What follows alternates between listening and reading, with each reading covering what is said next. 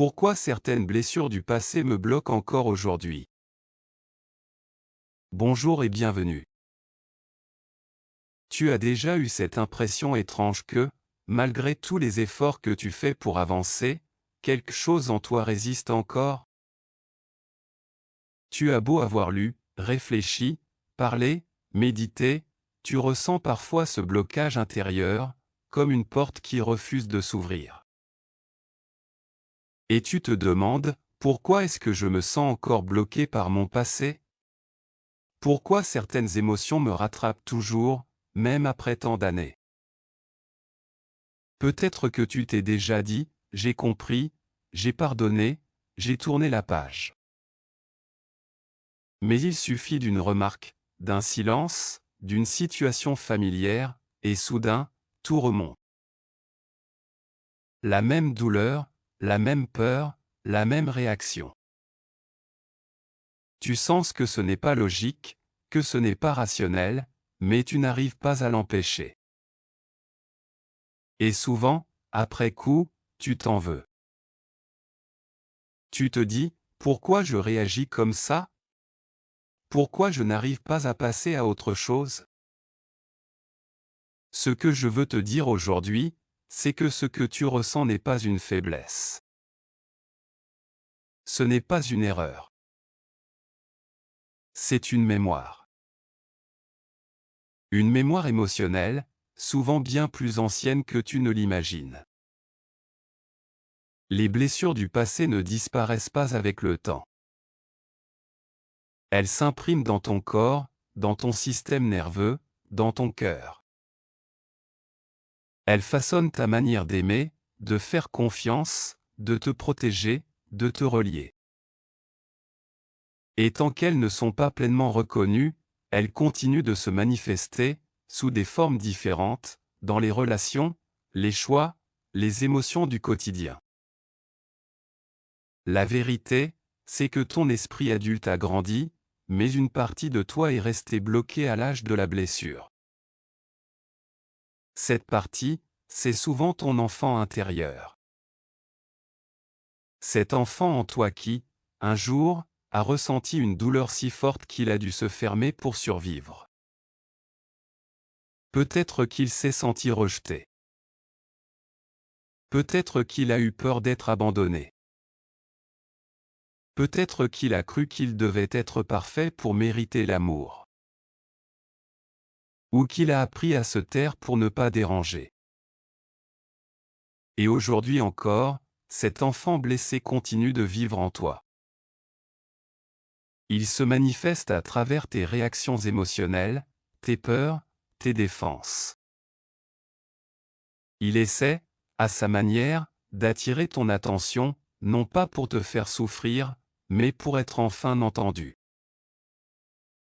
Tu vois, tant que tu cherches à comprendre tes blessures uniquement avec le mental, tu restes à la surface. Le mental veut t'expliquer, rationaliser, trouver des causes et des effets. Mais la guérison, elle, se vit dans le cœur, dans le corps, dans la présence. Elle commence au moment où tu acceptes de ressentir sans fuir, sans juger, sans minimiser. Tu n'as pas besoin de revivre ton passé. Tu as juste besoin de le reconnaître. De reconnaître que ce que tu as vécu t'a marqué, que cette douleur a existé, et qu'elle mérite d'être accueillie avec douceur. Souvent, dans les accompagnements que je propose, les femmes me disent: je me sens bloqué, je ne comprends pas pourquoi. Et, en allant plus profondément, nous découvrons qu'il ne s'agit pas d'un blocage mental, mais d'une protection émotionnelle. Une partie d'elle dit: non, je ne veux plus souffrir. Et c'est cette partie-là qui empêche d'avancer, non par malveillance, mais par amour. C'est une forme de fidélité à la douleur d'autrefois. Pourtant, il vient un moment où continuer à se protéger devient plus douloureux que de guérir. Ce moment-là, c'est celui où tu sens que la solitude, les schémas répétitifs, la fatigue émotionnelle deviennent trop lourds. Et c'est souvent à ce moment que la guérison commence vraiment. La solitude féminine, telle qu'elle se vit aujourd'hui, n'est pas seulement un manque de relation ou d'amour extérieur. C'est avant tout une séparation intérieure. Une séparation entre la femme adulte que tu es devenue et la petite fille blessée que tu portes encore. Tant que ces deux parts de toi ne se sont pas retrouvées, tu restes divisé. Une partie veut avancer, construire, aimer, et l'autre a peur, se méfie, se referme. C'est ce tiraillement intérieur qui te donne cette sensation d'être bloqué, de ne pas comprendre pourquoi certaines situations se répètent. La bonne nouvelle, c'est qu'il est possible de réunifier ces parts. De permettre à ton cœur de retrouver la paix. Mais cela demande une chose essentielle, la présence. Être présente à toi-même. T'autoriser à sentir, à respirer, à écouter ce qui vit en toi. Sans chercher à réparer. Sans chercher à aller plus vite. Simplement être là. La guérison ne se force pas. Elle s'invite, petit à petit, quand tu cesses de te battre contre ce que tu ressens. Quand tu t'autorises à dire « oui », cette douleur est encore là. Oui, elle fait partie de mon histoire. Et je choisis de l'aimer plutôt que de la rejeter. Parce que c'est ça, guérir, c'est aimer ce qui a été blessé. Sur le plan spirituel, les blessures ne sont pas des erreurs de parcours.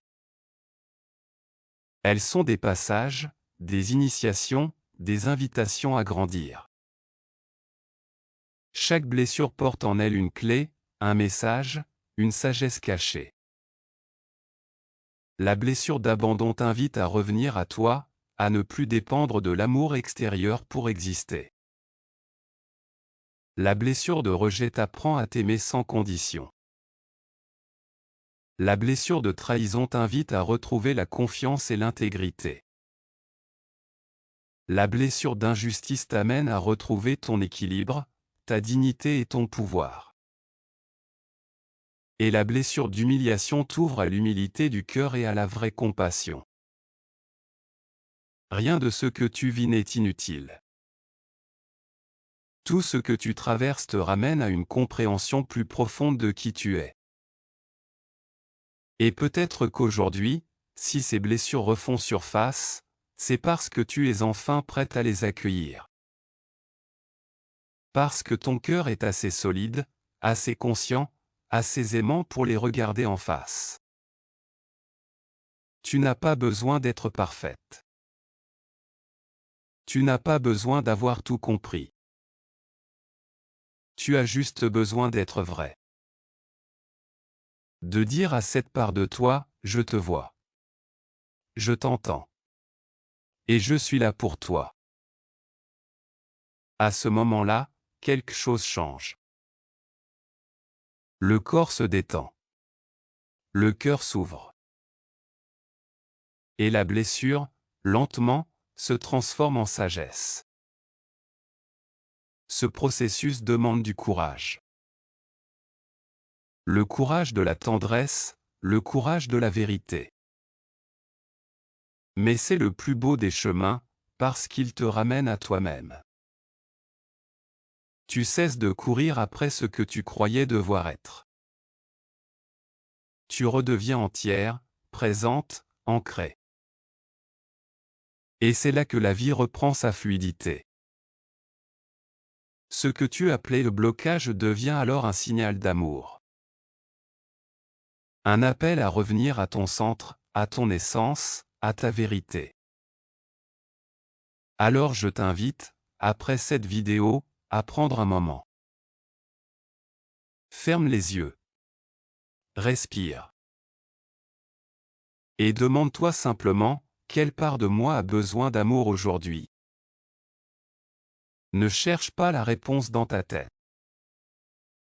Laisse ton cœur parler. Peut-être une image va venir.